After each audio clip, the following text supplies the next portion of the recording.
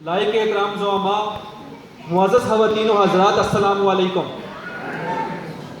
میں Iqbal forum Abbott آباد کے زیر اہتمام منعقد ہونے والی اس تقریب میں آپ سب کو خوش آمدید کہتا ہوں، اور یہ کہتے ہوئے میں انتہائی مسرت محسوس کر رہا ہوں۔ جیسا کہ ہم سب جانتے ہیں کہ پاکستان کا تصور شاعر مشرق حضرت علامہ اقبال نے پہلی دفعہ سن 1930 میں الہ آباد کے مقام پر مسلم لیگ کے اجلاس میں پیش کیا تھا، اور پھر سن 1947 میں پاکستان ایک الگ ملک کے طور پر وجود میں آ گیا۔ 72 سال بعد آج یہ بات شدت سے محسوس ہو رہی ہے کہ حضرت علامہ کا جو نظریہ تھا وہ کس قدر درست تھا، کیونکہ ہمارے پڑوسی ملک بھارت میں کانگریس کے زوال کے بعد زمام حکومت RSS کے نظریات کی حامل جماعت BJP کے ہاتھ میں ہے، اور ہندوستان میں رہنے والے مسلمانوں کا تشخص جس تیزی سے بدلا جا رہا ہے وہ حاضر و موجود سب کے سامنے ہے۔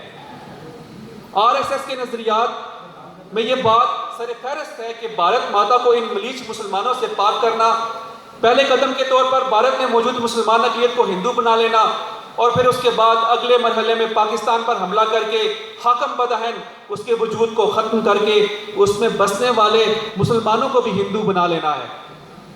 چشم تصور میں ذرا یہ بات لائیے کہ RSS کی خون آشامی کو آج سے 100 سال پہلے حضرت علامہ اقبال اور قائد اعظم محمد علی جناح نے کیسے محسوس کر لیا تھا، اور اپنی زندگی مسلمانوں کی آزاد مملکت کے حصول کے لیے وقف کر دی تھی۔ سوچئے اگر یہ عظیم ملک پاکستان نہ ہوتا تو آج ہم اس طرح بے خوف و خطر بیٹھے ہیں کہ ہم ایسا کر سکتے تھے؟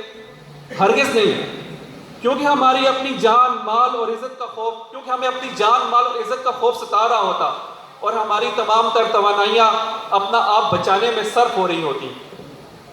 ماضی کے مقابلے میں آج کے پاکستان میں علامہ اقبال کی تعلیمات اور ان کے فلسفے کو عام کرنے کی زیادہ ضرورت ہے۔ متحدہ ہندوستان میں جہاں انگریز کی حکومت تھی، اس میں بھی مسلمانوں پر اپنی مذہبی رسومات ادا کرنے پر کوئی پابندی نہیں تھی، اور جواہر لال نہرو بھی کانگریس کے پلیٹ فارم سے اس بات کی یقین دہانی کروا چکا تھا کہ متحدہ ہندوستان میں مسلمان ہر طرح سے آزاد ہوں گے۔ مگر حضرت علامہ اقبال کا فلسفہ اور فکر کچھ اور تھی۔ ان کا خیال تھا کہ اسلام ایک آزاد مملکت میں ہی نافذ ہو سکتا ہے، کیونکہ قرآن اللہ کی طرف سے نازل کردہ غیر متبدل قوانین کا مجموعہ ہے، اور قوانین صرف اپنی آزاد مملکت میں ہی نافذ ہو سکتے ہیں۔ یہ تھی وہ سوچ اور فکر جس کی بنیاد پر پاکستان کا تصور دیا گیا۔ آج اب RSS اپنی پوری طاقت کے ساتھ اپنے نظریات کو نافذ کرنے پر تلی ہوئی ہے، تو ایسے میں پھر سے علامہ اقبال کی فکر و فلسفے کو عام کرنے کی ضرورت ہے۔ وقت کی کمی کے باعث علامہ اقبال کے فلسفے کی ایک جھلک ان کی مثنوی فسٹ بایت کر اے اقوام شرق سے پیش کروں گا۔ آپ محسوس کریں گے کہ جو حالات ہمارے آج ہیں، جس بور میں ہماری قوم کی کشتی پھنسی ہے، جس معاشی بدحالی کا شکار ہم آج ہیں، اس کا خیال 1936 میں بھی حضرت علامہ کے ذہن میں تھا۔ ہرش می بینی ز انوار حق است، حکمت اشیاء ز اسرار حق است۔ یہ کائنات بالمقصد پیدا کی گئی ہے۔ انسان آب و گل ہی کا پیکر نہیں، اس میں ایک اور شے بھی ہے جسے انسانی ذات کہا جاتا ہے۔ انسان اور کائنات مشیت کے عظیم پروگرام کے مطابق ایک منزل کی طرف رواں دواں بڑھے جا رہے ہیں۔ ہر کے آیات خدا بینت پر است، اصل این حکمت ز حکم انظر است۔ کائنات کے ذرے ذرے میں ہزار حکمتیں پوشیدہ ہیں۔ قرآن نے تاکید کی ہے کہ اشیاء کائنات کا پورا پورا علم حاصل کیا جائے۔ اسی علم سے اس کا وہ راستہ روشن ہو جائے گا جو انسان کو اس کی منزل مقصود کی طرف لے جاتا ہے۔ اسی لیے قرآن میں اشیاء کائنات کو آیات اللہ سے تعبیر کیا گیا ہے۔ بندہ یہ مومن از و بہروز تر، ہم بحال دیگراں دلسوز تر۔ اسی علم الاشیاء سے مومن کو عروج و اقبال حاصل ہو سکتا ہے، لیکن اس علم کو وہ مظلوموں اور کمزوروں کو لوٹنے کھسوٹنے کا ذریعہ نہیں بناتا، بلکہ وہ اسے ان کے زخموں پر مرہم لگاتا ہے۔ علم چو روشن کند آب و گل، آج خدا تر سندے تر گردد دلش۔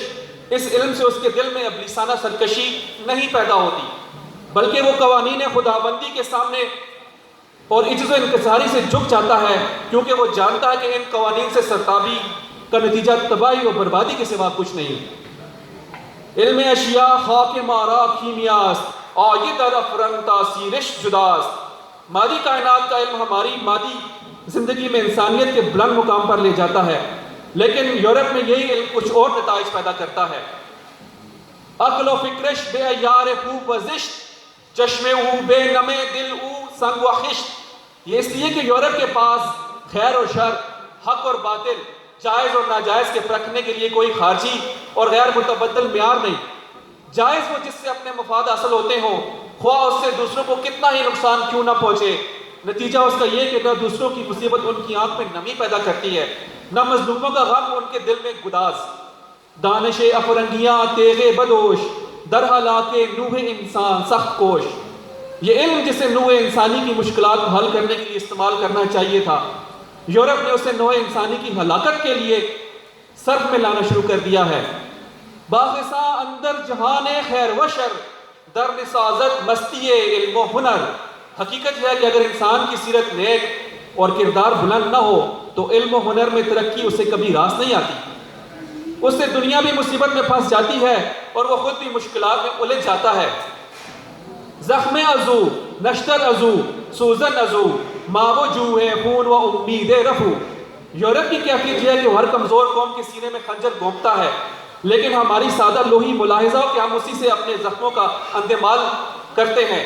خود پتانی بادشاہی قاہری است، قاہری در عصر ما سوداگری است. تمہیں معلوم ہے کہ بادشاہت غلبہ و تسلط کا دوسرا نام ہے، اور ہمارے زمانے میں غلبہ و تسلط تجارت کے ذریعے حاصل ہوتا ہے. جو قوم اقتصادی طور پر محکوم ہوتی ہے وہ سیاسی طور پر بھی محکوم ہوتی ہے. تختہ دفاع شریک تخت و تاج، از تجارت نفع و از شاہی خراج. آج سیاست عالم کی یہ کیفیت ہے کہ حکومت کی باغ دوڑ بڑے بڑے صنعت کاروں اور کاروباری لوگوں کے ہاتھ میں رہتی ہے. بادشاہ تو رعایا سے ٹیکس وصول کرتا ہے اور یہ سوداگر کاروباری منافع کی شکل میں اس سے کہیں زیادہ وصول کرتا ہے. آج ہاں بانے کہ ہم سوداگر است، بر زبانش خیر و اندر دل شرست. جو قوم حکومت کے ساتھ تجارت بھی کرتی ہے اس کا انداز یہ ہوتا ہے کہ دکاندار کی طرح زبان میٹھی لیکن دل کھوٹ سے بھرا. گر تو میدانی ہے با حسابش را درست، آج کو ریرش نرم تر کر پاس تست. اگر تمہیں کہیں پتہ چل جائے کہ وہ اس تجارت کے چکر میں تمہاری کس قدر دولت اپنے ملک میں سمیٹ کر لے جاتے ہیں تو پھر تمہیں اس کا احساس ہو کہ تمہارے ہاں کا روئی کا بنا ہوا کپڑا ان کے ہاں کا ریشم سے کہیں بہتر ہے. بے نیاز از کارگاہ او گزر، در زمستان پوستین او بخر. تم ان کے کارخانوں سے بے نیاز ہو جاؤ، سردی برداشت کر لو، لیکن ان کے ہاں کا بنا ہوا کپڑا مت خریدو. کشتنے بے ہر وزر بے آئین اوست، مرگہا در گردش ماشین اوست. تجارت وہ حربہ ہے جس سے ایک قطرہ خون بہائے بغیر قوموں کو تباہ کیا جا سکتا ہے. یوں سمجھو کہ ان کے کارخانوں کی مشینوں کے پہیوں کے ساتھ موت لپٹی ہوئی ہے. بوریائے خود بے قالینش مدے، بیزک خود را بے فرزینش مدے. تم ان کے ہاں کے قالین پر اپنے ہاں کے بوریا کو ترجیح دو، بساط سیاست پر اپنے ہاں کے چھوٹے سے مہرے کو ان کے بڑے سے بڑے مہرے سے زیادہ وزنی شمار کرو. گوہرش تفدار و دردالش رگ است، مشکلی سوداگر از ناف سگ است. مغرب کی تجارت جھوٹے نگوں کی مینا کاری ہے. ان کے ہر حال میں عیب اور ہر سودے میں کھوٹ ہے. جسے وہ مشک کہہ کر پیش کرتے ہیں وہ ناگاہ آہو سے حاصل کردہ نہیں ہوتی بلکہ کتے کی ناف سے تیار کردہ ہوتی ہے. رہزن چشم تو خواب مخملش، رہزن تو رنگ و آب مخملش. ان کے ہاں کی مخمل کا بستر بظاہر بڑا نرم و نازک دکھائی دیتا ہے، لیکن چند دنوں کے بعد معلوم ہوگا کہ اس سے تمہاری راتوں کی نیند حرام ہو جائے گی، اس لیے کہ وہ سب کچھ لوٹ کر لے جائے گا اور تم سخت پریشان حال رہ جاؤ گے. صدگرے افگندائے درکار خیش، از کماشے اومکن دستار خیش. تم نے اپنے آپ کو ان چیزوں کا محتاج بنا کر اپنے راستے میں ہزاروں کانٹے بو لیے ہیں. ان کا بائیکاٹ کر دو. ان کی ململ کتنی ہی نرم و نازک کیوں نہ ہو، اس سے اپنی دستار مت بناؤ. وقت سودا خند و کم فروش، ماچو طفلانی و او شکر فروش. یہ ہوشیار تاجر سودا کرتے وقت بہت ہنس ہنس کر باتیں کرتا ہے اور کبھی غصے میں نہیں آتا. یوں سمجھو کہ یہ میٹھی گولیاں بیچنے والا ہے اور ہم سب بچے اس کے خوانچے کے گرد کھڑے ہیں.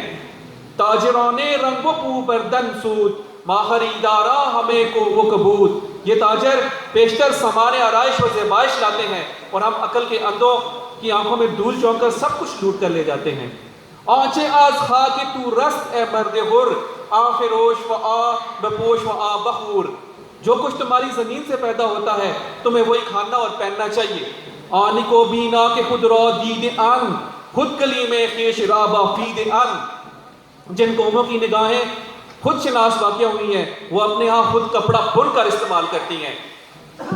اے ذکار عصر حاضر بے خبر، چرب دستی ہائے یورپ دانگر، قالی از ابریشم تو ساختن، باز او را پیش تو انداختن۔ تم ذرا یورپ کی چالاکیوں پر غور کرو، وہ تمہارے ہاتھ سے خام پیداوار ریشم، اون، کپاس وغیرہ سستے داموں خرید کر لے جاتے ہیں اور انہی سے مختلف چیزیں بنا کر پھر تمہارے ہاتھوں مہنگے داموں فروخت کرتے ہیں۔ چشم تو از ظاہرش افسوں خورد، رنگ و آب او تیرا از جابر۔ ان کی کاریگری اتنی ہے کہ وہ ایسی چیزیں تیار کرتے ہیں جن کی چمک دمک سے تمہاری نگاہیں خیرہ ہو جاتی ہیں اور اس طرح تم پر ان کا جادو چل جاتا ہے۔ وائے آن دریا کے موجش کم تپی، گوہر خود را ز غواسا خرید۔ کتنی بدقسمتی ہے اس قوم کی جو خود اپنے ہاں کی چیزوں کو دوسروں کے ہاتھوں سے خرید لے اور اس طرح اپنی قومی دولت کو ان کے ہاں منتقل کرتی چلی جائے۔ یہ تھی حضرت علامہ کی فکر کی ایک مختصر جھلک۔ ان کا کلام سمندر کی طرح ہے اور اس میں غوطہ زن ہو کر اس میں سے ہیرے اور موتی نکالے جا سکتے ہیں۔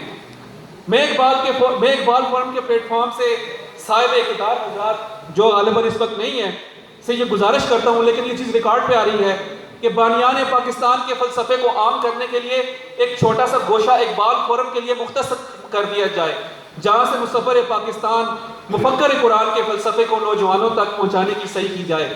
آخر میں آج کی تقریب کے صدر جلسہ جناب احمد نواز خان صاحب اور ٹی ایم اے کا جو جملہ سٹاف ہے، انہوں نے ہمارے ساتھ بہت کوآپریٹ کیا، بہت محنت کی سارے پروگرام کو ارینج کرنے میں، 3-4 دنوں سے ہمارے ساتھ دن رات لگے ہوئے ہیں، تو ان کا بہت بہت شکریہ۔ اور ایک اور جو شخصیت ہے جو اس سارے سین کے بیہائنڈ ہے، یعنی وہ پس پردہ ہے، وہ ہیں جناب ACDI خان جناب مسعود الرحمان صاحب۔ میں صاحب کا بہت زیادہ شکر گزار ہوں اور مقتدر شخصیتوں کا شکر گزار ہوں کہ انہوں نے اپنی اہم مصروفیتوں میں سے یہ قیمتی وقت اس تقریب کے لیے وقف کیا جو ہمارے باعث ہمت افزائی ہے۔ میں